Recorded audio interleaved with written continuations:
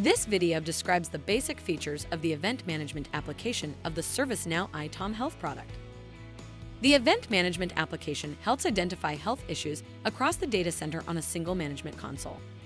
We can use it to monitor the health of services through the service dashboard, view all alerts impacting services, manually create application services, create alert groups, and create dynamic configuration item groups.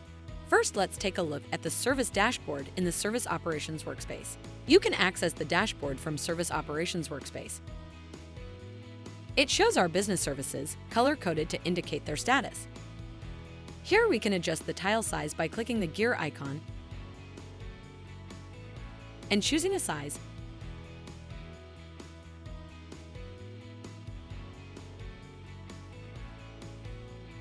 Filter services using the filter icon.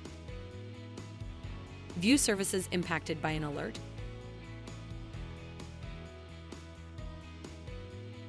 And exclude a severity from the dashboard display by using the Severity Breakdown ribbon. We can group the services by severity, business criticality, location, service group, or service portfolio. We can also segment the grouped services by severity, business criticality, or cost. Hovering over a service tile displays the tooltip overview of the service. Clicking a service gives us the number of alerts impacting the service and their severity breakdown. Here, we can navigate to the service map and then select a map component to view its properties.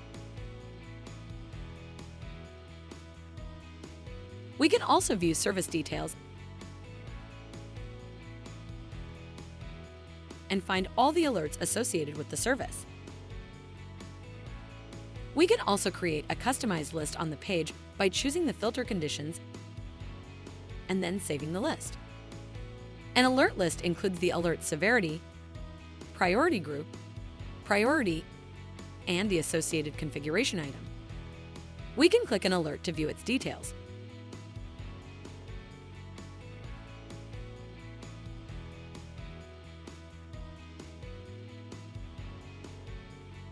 We go to the Application Service page and select New.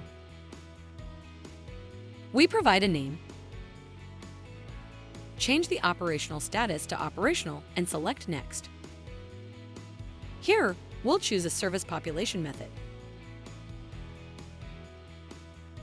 We want to populate the service by manually selecting CIs. We select a class and then choose the CIs to populate the service.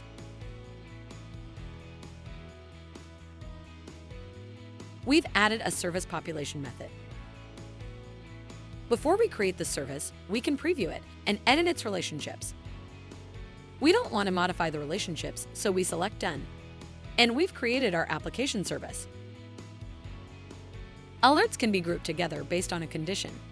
To create a group, we go to the Alert Queries page and select New.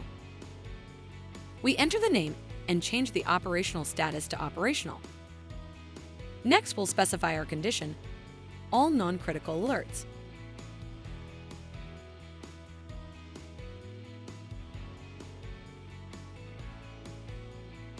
Now we save the form and update.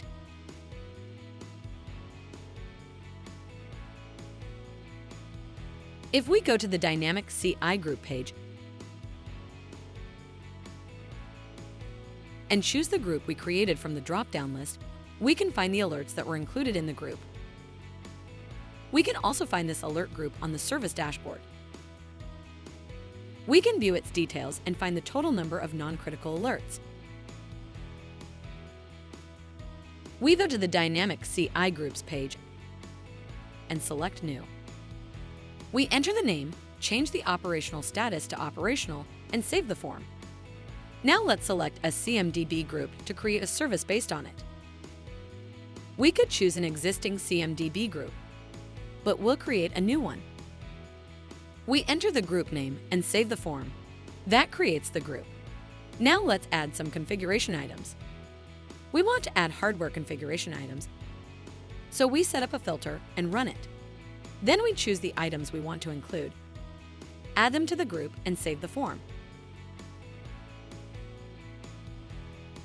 Next, we attach the CMDB group we created to the Dynamic CI group and save it.